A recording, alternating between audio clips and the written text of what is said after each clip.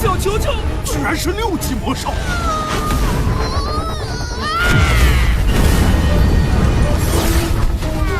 我也好想要一只，可是它好可爱呀！那可接不住这6阶魔法。这玩意儿我怎么从未见过？让我看看你真正的实力！王子，大力。 Hello guys, balik lagi sama Gofreng. Gimana kabar kalian? Baik-baik aja ya kan? Di video kali ini kita akan kembali melanjutkan pembahasan rekap alur cerita Donghua Throne of Steel alias Perjalanan Putra Cahaya Long Hao Chen. Buat teman-teman yang baru gabung, Mimin saranin nonton dulu pembahasan bagian sebelumnya supaya kalian gak gagal paham. Linknya ada di kolom deskripsi ya guys ya. Oke lah, nggak usah lama-lama lagi, langsung aja cari posisi rebahan yang paling nyaman. Inilah waktunya kita baku hantam.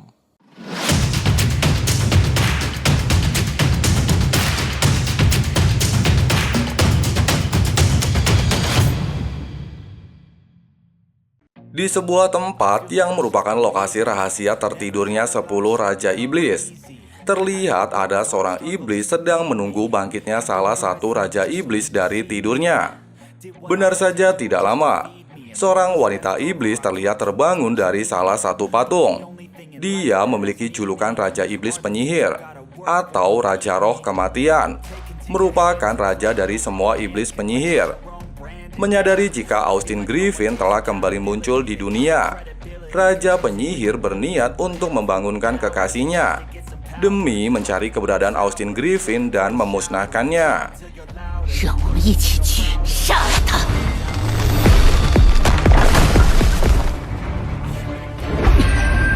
世界都在期待你归来。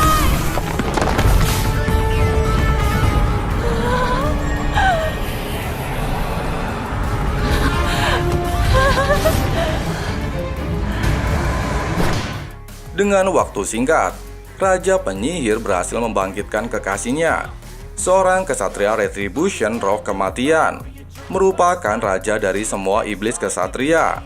Tidak hanya itu, Raja Kesatria Iblis juga memanggil binatang tunggangannya dari salah satu patung, seekor naga tulang yang sangat besar, merupakan raja dari segala jenis binatang iblis tipe tulang. Kemudian mereka segera menuju lokasi dimensi Houyu berevolusi.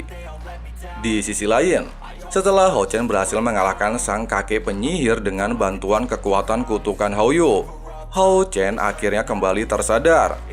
Namun di sini Hao Chen tidak mengetahui apa yang telah terjadi dan bagaimana bisa penyihir kematian mati. Sedangkan Houyu terlihat sudah memasuki proses akhir evolusi. Namun, ketika Hao Chen sedang memikirkan hal tersebut, dia dikejutkan dengan kedatangan para Raja Iblis di lokasi tersebut.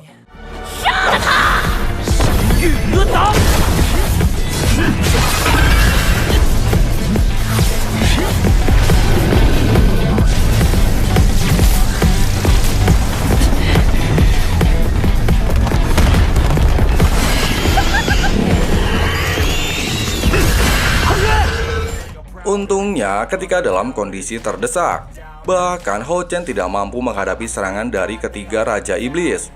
Houyu akhirnya berhasil menyelesaikan proses evolusinya, dan terlihat jika tubuhnya mengalami perubahan yang sangat drastis. Selain bertambah besar, Houyu saat ini memiliki 3 kepala dengan 3 warna yang berbeda. Menyadari jika Hao Chen mengalami luka yang sangat parah, terlebih lagi mereka dikepung oleh 3 Raja Iblis yang menyerangnya secara bersamaan, Houyu memutuskan untuk segera membawa Hao Chen meninggalkan lokasi tersebut. Melihat Austin Griffin melarikan diri jelas saja membuat Raja Penyihir sangat kesal. Raja Kesatria Iblis mengatakan, Austin Griffin telah memiliki kecerdasan seperti manusia. Saat ini kepala ketiganya telah tumbuh, yang kemungkinan kurang dari 100 tahun lagi dia benar-benar akan terlahir kembali. Mendengarkan hal itu, Raja Penyihir segera memohon kepada Raja Kesatria Iblis untuk membantunya menemukan keberadaan Austin Griffin dan membunuhnya. Namun sayang, Raja Kesatria Iblis tidak bisa melakukannya. Pasalnya, sebagai Raja Penyihir saja, si wanita tidak bisa melintasi dimensi untuk menemukan Austin Griffin. Lalu, apa yang bisa dilakukan oleh seorang Kesatria Iblis yang tidak memiliki sihir? Meskipun kali ini mereka gagal untuk membunuh Austin Griffin, namun Raja Kesatria meminta Raja Penyihir untuk tidak terlalu khawatir. Pasalnya, setiap kali Austin Griffin akan berevolusi, dia pasti akan kembali ke tempat kelahirannya. Sehingga mereka hanya perlu menunggu waktu itu tiba. Dan yang bisa mereka lakukan saat ini adalah membangunkan para Raja Iblis lainnya untuk mempersiapkan hal tersebut.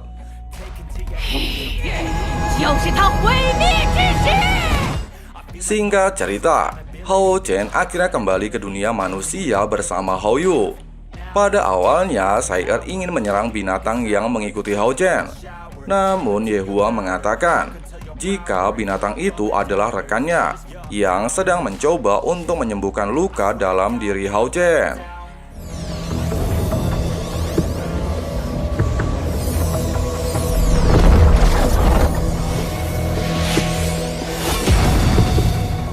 Melihat hal itu, jelas saja membuat Yehua benar-benar terkejut. Pasalnya, selain Hao Yu berhasil berevolusi dan memiliki 3 kepala, kekuatan Hao Yu juga berubah drastis, dari tingkat 4 menjadi tingkat 6.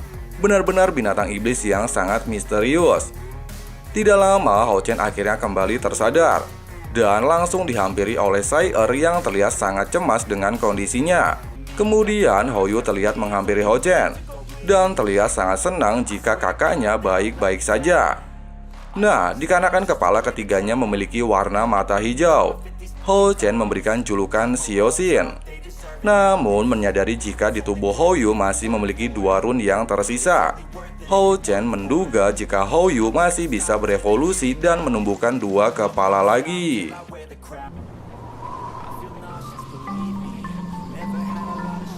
看来他很喜欢采儿，这点倒是和你很像。 Di sisi lain, Dewa Iblis Malaikat Paimon tanpa sengaja bisa merasakan aura dari segel kutukan milik Austin Griffin. Sehingga dia dengan cepat menggunakan teknik mata ilahi untuk mencari keberadaan Austin Griffin di dunia manusia.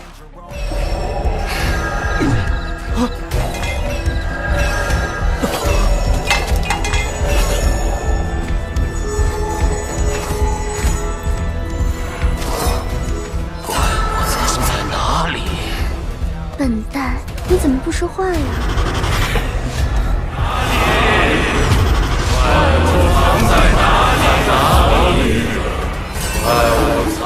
Sementara itu, setelah mengantarkan Sai Er pulang, Hao Chen terlihat sedang berdiskusi dengan Yehua.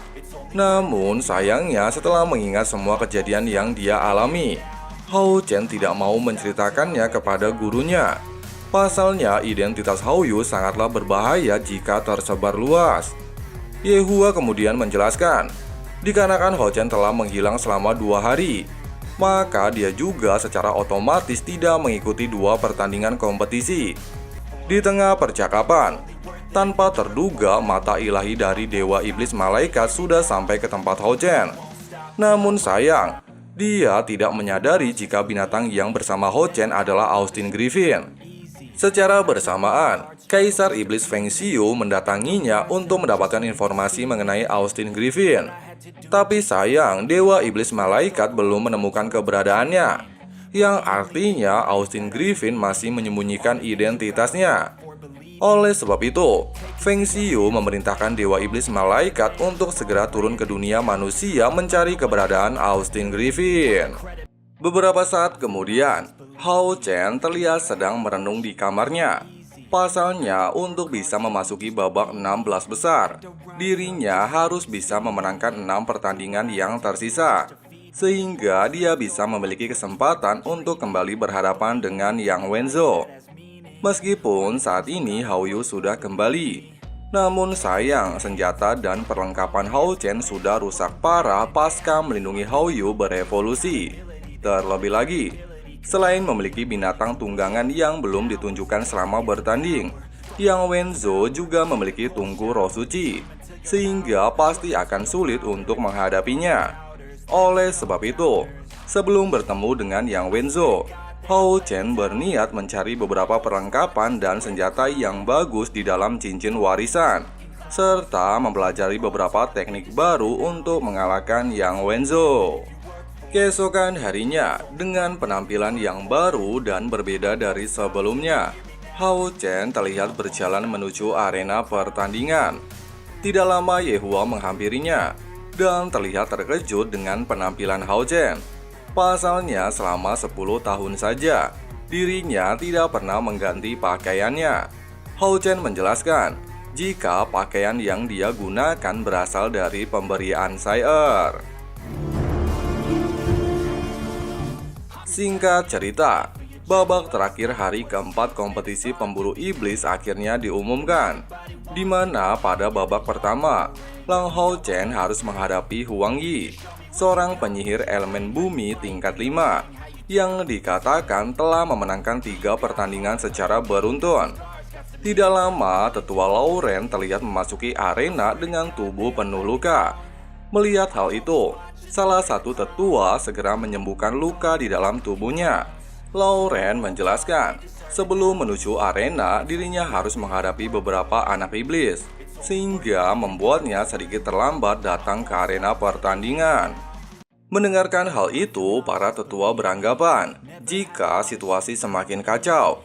Sudah dipastikan, setelah para peserta lulus ujian kompetisi berburu iblis, mereka harus langsung pergi ke medan perang. Sementara itu, baik Lang Hao Chen dan Huang Yi terlihat sama-sama mulai mempersiapkan diri untuk melakukan pertandingan.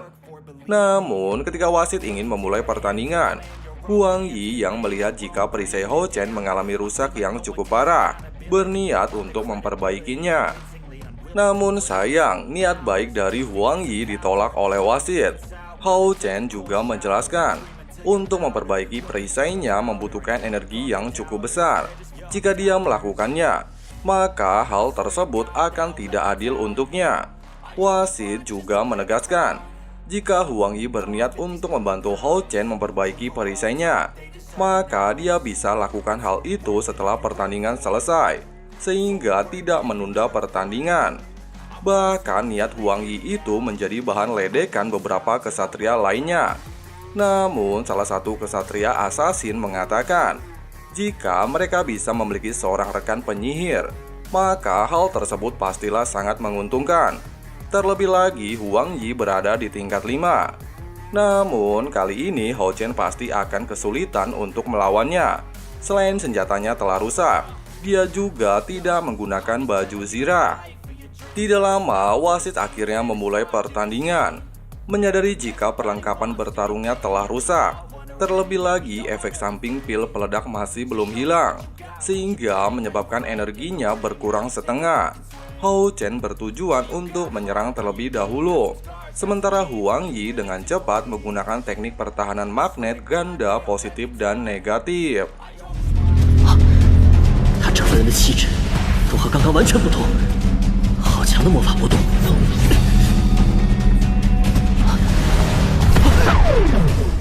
Nah, dikatakan teknik yang digunakan Huang Yi adalah teknik penolakan, sebuah sihir magnet positif, di mana jika Lang Hao Chen mendekat, maka akan terlempar oleh 2 gaya magnet positif yang saling bertolakan, sehingga membuat Hao Chen akan sulit untuk mendekatinya.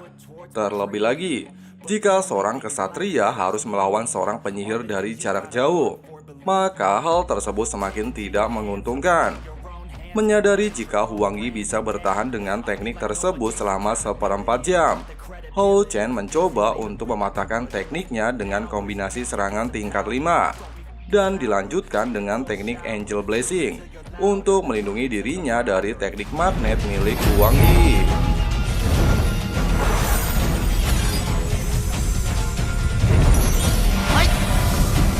大地驱逐，但坚持不了太久。天水祝福能暂时抵挡这种磁力。 Namun sayang, meskipun rencana Hao Chen berjalan baik, tapi teknik magnet milik Huang Yi tidak hanya berguna untuk memantulkan musuh, Namun bisa dia gunakan untuk menarik musuh dan merubah gaya magnet sesuai dengan keinginannya.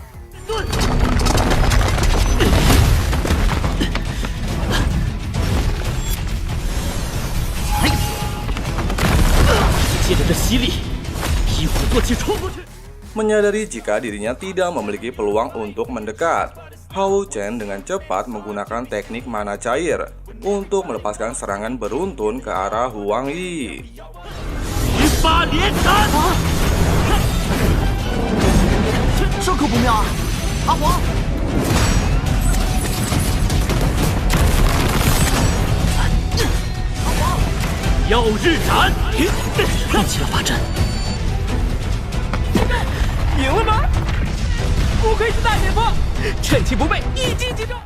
Namun sayang, serangan yang dilepaskan Hao Chen mampu diblokir dengan teknik pertahanan penyihir. Menyadari hal tersebut, terlebih lagi energinya terus terkuras.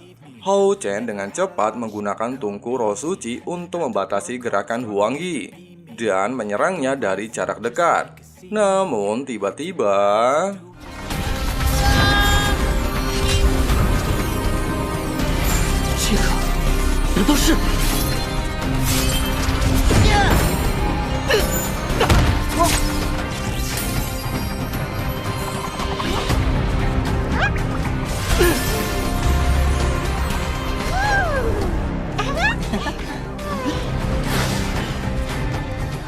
Nah, dijelaskan benda tersebut adalah tungku suci elemental, sebuah tungku harta ilahi langit dan bumi, merupakan sebuah tungku roh paling langka di dunia. Setelah Huang Yi tanpa sengaja menemukan tungku tersebut, tungku roh suci itu berubah menjadi tungku elemental dan sangat setia kepada pemiliknya. Selain bisa meningkatkan kekuatan seorang penyihir dan menghemat energi spiritual, tungku elemental juga bisa menggunakan mantra yang dikuasai oleh pemiliknya. Garis besarnya, Hao Chen saat ini akan menghadapi 2 orang penyihir tingkat 5.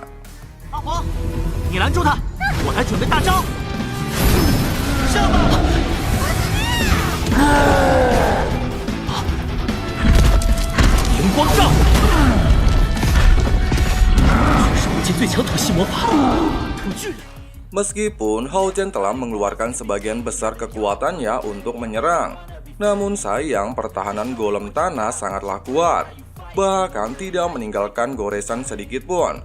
Terlebih lagi dengan kekuatannya yang hampir habis, jika Huang Yi melepaskan sihir sekali lagi, maka kemungkinan dia pasti akan kalah.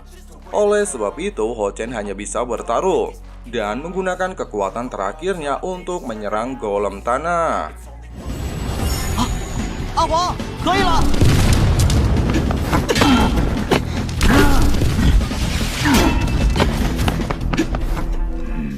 Di akhir pertarungan, dengan sisa-sisa energi spiritual, Huang Yi menggunakan sebuah teknik sihir yang sangat kuat untuk segera mengakhiri pertarungan. Bahkan dikatakan, teknik yang digunakan Huang Yi adalah teknik sihir tingkat 6 yang belum pernah digunakan sepanjang kompetisi yang disebut bintang langit.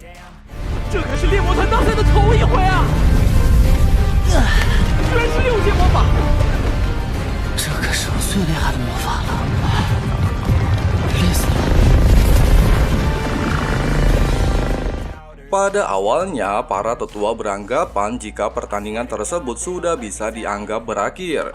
Pasalnya, teknik yang dilepaskan Huang Yi sudah melebihi tingkat 5. Namun, secara tidak terduga, untuk pertama kalinya, Hao Chen memanggil binatang tunggangannya ke atas arena.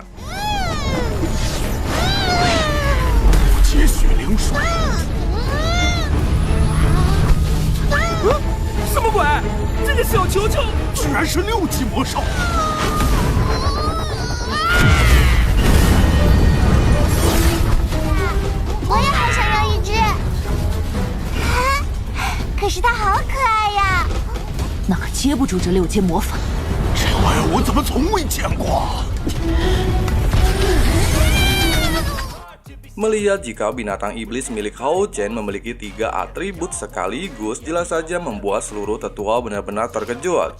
Pasalnya, mereka tidak pernah melihat jika ada seekor binatang iblis memiliki banyak atribut. Bahkan dikatakan, keterampilan yang digunakan Hao Chen setara dengan seorang kesatria tingkat 6. Dan...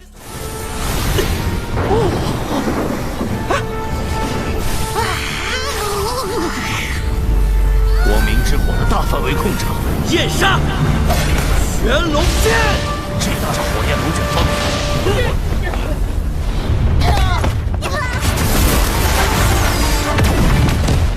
Akhirnya, dengan pertarungan yang cukup melelahkan, Hao Chen berhasil menjatuhkan Huang Yi dan dinyatakan sebagai pemenang dalam pertandingan. Namun, melihat jika ada sebuah benda berharga, Hao Yu tiba-tiba...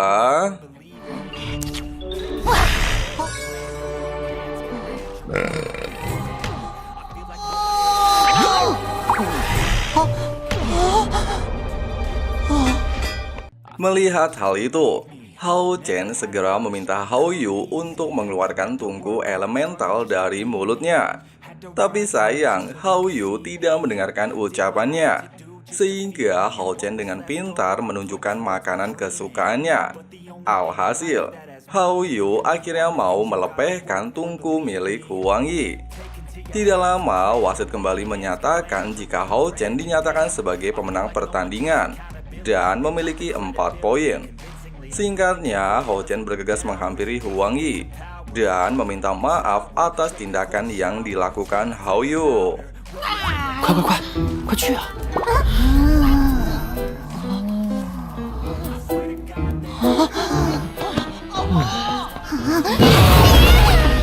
Sementara itu, di sisi lain, ketika Lin Xin terlihat berhasil menahan semua serangan yang dilepaskan Jian Zhao, secara bersamaan wasit menyatakan jika pertandingan tersebut berakhir dengan hasil seimbang dan masing-masing mendapatkan 1 poin.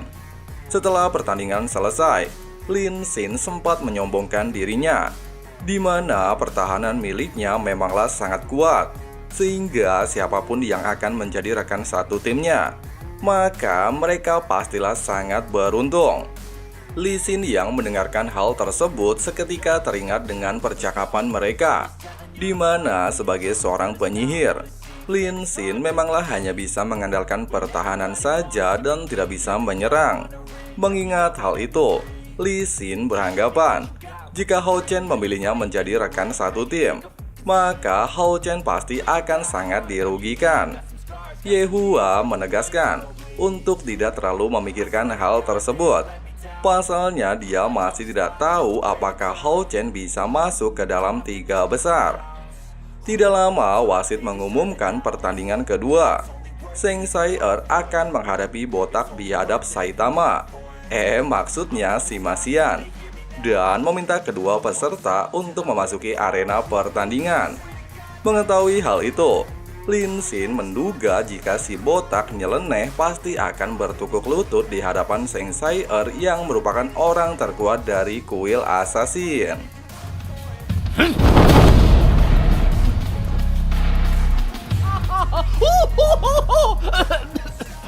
Ketika wasit baru saja memberikan aba-aba pertandingan resmi dimulai, secara mengejutkan dengan sangat gagah berani, Sima Xian mengambil inisiatif untuk menyerang Zheng Sai-er dengan palu suci miliknya. Tapi sayang, serangan yang dia lepaskan tidak berhasil mengenai Sai-er. Bahkan si botak beranggapan jika Sai-er memanglah layak menjadi orang terkuat nomor 1 di kuil assassin. Singkatnya, setelah Zheng Sai-er mendapatkan sedikit serangan, dirinya langsung bersiap-siap untuk melakukan serangan balasan.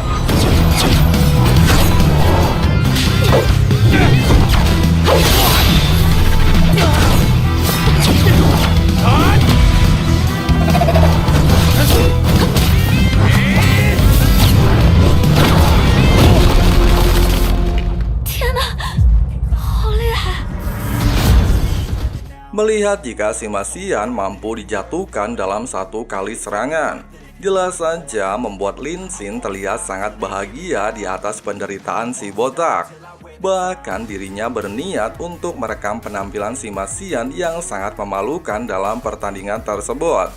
Sementara itu, salah satu tetua yang melihat jalannya pertandingan mengatakan, jika dia adalah seorang penyembuh tingkat 5 dan mengandalkan teknik bertahan, maka kemungkinan bisa membuat jalannya pertandingan berakhir seimbang. Namun Sima Xian justru hanya mengandalkan serangan kejutan, yang kemungkinan tidak akan ada kesempatan baginya untuk menang. Dan tiba-tiba...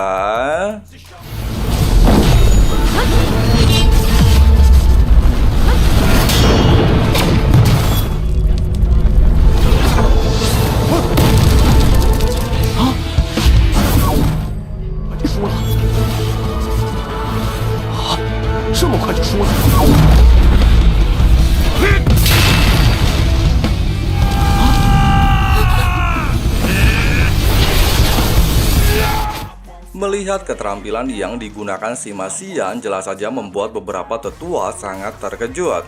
Pasalnya, si botak biadab mampu menggunakan sebuah teknik transformasi amarah, merupakan teknik bawaan dari seorang kesatria tipe prajurit. Terlebih lagi dikatakan, untuk menggunakan teknik tersebut, seseorang harus memiliki darah berseger, serta melewati ujian hidup dan mati. Nah, dikarenakan si botak mampu memiliki teknik amarah, maka kemungkinan dia pernah mengalami penderitaan yang luar biasa, sehingga membuatnya memiliki teknik tersebut. Sementara itu, setelah si botak berhasil mengaktifkan teknik amarah darah, dia dengan cepat bergegas untuk kembali menyerang Zheng Sai-er.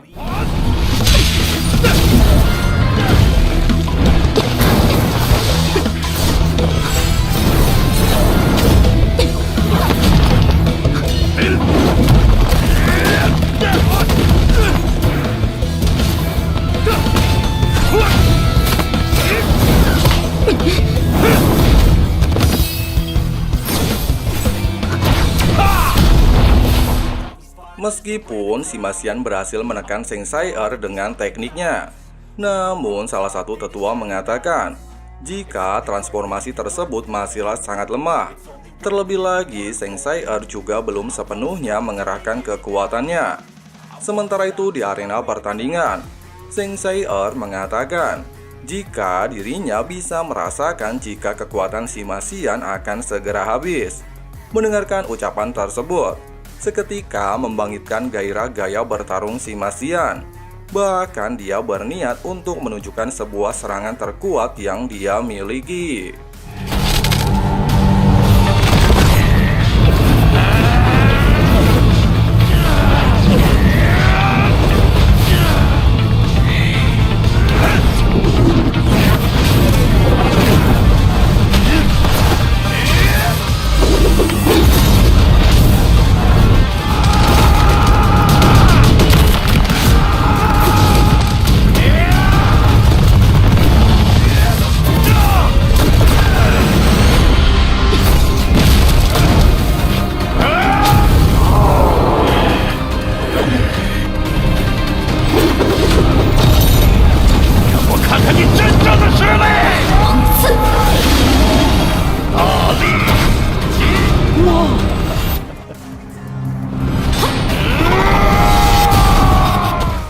Singkat cerita, setelah Zheng Sai-er berhasil mengalahkan Sima Xian dan berhasil mengumpulkan 16 poin, dia bergegas untuk meninggalkan arena pertandingan untuk menemui Hao Chen.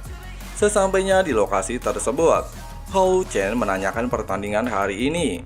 Sai-er mengatakan jika dirinya telah berhasil memenangkan pertandingannya. Nah, akhirnya pertandingan untuk memasuki babak 16 besar akan segera berakhir. Seluruh peserta dikatakan telah memenuhi syarat dan telah menunjukkan bakat mereka masing-masing. Zheng Sai-er berhasil memenangkan 8 pertandingan dan 1 kalah, memiliki poin 16. Li Xin berhasil memenangkan 7 pertandingan, 1 kali kalah dan 1 kali seri. 2 orang dari kuil kesatria juga berhasil masuk ke dalam babak selanjutnya. Sedangkan Yang Wenzhou berhasil memenangkan 9 pertandingan dan menempati posisi pertama di 16 besar.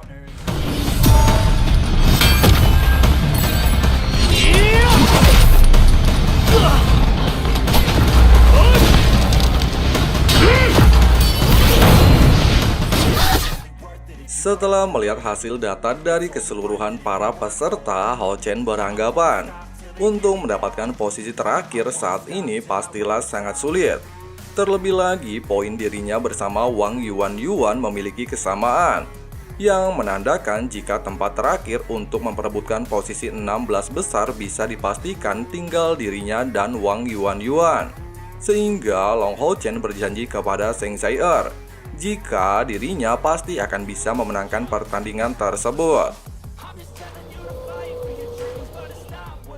Malam harinya, Ye Hua mengatakan kepada Long Hao Chen jika dirinya telah melihat hasil pertandingan Wang Yuan. Meskipun Yuan hanyalah seorang prajurit yang berada di tingkat 4, namun dalam hal kekuatan, Hao Chen masih sangat lemah jika dibandingkan dengan Yuan. Pasalnya, sistem pelatihan kesatria hanyalah menekan keseimbangan, sedangkan prajurit mengandalkan serangan, yang menandakan dalam hal serangan Yuan lebih diunggulkan, sementara Long Hao Chen dalam hal bertahan jauh lebih dari unggul. Bahkan dengan identitas Yuan sebagai seorang prajurit belum pernah menggunakan senjatanya, yang kemungkinan besar itu adalah jurus pamungkasnya, sehingga Ye Hua menduga untuk mendapatkan tempat terakhir di 16 besar pastilah sangat sulit. Sementara itu di sisi lain, para tetua dari kelima kuil mendapatkan laporan mengenai serangan besar-besaran dari ras iblis terhadap benteng Tenggara yang dijaga oleh para prajurit. Meskipun pertempuran saat ini telah kondusif, namun menurut mata-mata, ras iblis pasti bertujuan untuk memusnahkan salah satu jalur utama. Selama beberapa tahun terakhir, ke-6 jalur bagaikan jarum dewa laut yang paling kokoh di garis depan, yang merupakan pertahanan terakhir manusia. Sehingga Han Xian meminta para tetua lainnya untuk mencegahnya sebelum hal tersebut terjadi. Beberapa saat kemudian, setelah Han Yu tidak memiliki kesempatan lagi untuk bergabung dengan tim pemburu iblis, dirinya menulis sebuah pesan untuk kakeknya, di mana dia memutuskan untuk menuju garis pertahanan sebagai prajurit kelas bawah. 珍重，5年不必担心我会照顾好自己，终有一天能完成我的复仇。 Namun baru saja keluar ruangan, secara mengejutkan beberapa prajurit membawa informasi jika garis pertahanan telah diserang oleh iblis. Han Yu yang mendengarkan hal tersebut beranggapan jika dirinya pasti akan menjadi kesatria pengawal. Nah guys, seperti itulah alur cerita perjalanan King Hao Chen di bagian kali ini. Untuk kelanjutan alur ceritanya tunggu notifikasi dari teman santuy ya guys ya. Jadi langsung aja klik subrek dan nyalain loncengnya supaya teman-teman tidak ketinggalan updatean video-videonya. Oke lah, makasih banyak buat kalian yang udah nonton sampai habis. Di sini Abang Frank undur diri mau lanjut ngopi-ngopi santuy dulu. See you next time guys. Got a fine little body and her mind's kinda naughty. They say that once you taste it, you cannot replace it. She could get you high, all the dopamine inside triggers fast once she's naked. Her body's a creation. They say the devil made her for his entertainment, but even he couldn't learn how to contain it. Her high heels make a damn good statement. There is no replacement, a body by Satan. 'Cause she got a bad little waist, and we tearing down this place off the liquor that we chase. Got some egos to the face, baby, I don't need no space. Coming closer for a taste, and I'll show you how I make everything just fade away. 'Cause she's like sex, drugs, cocaine, body so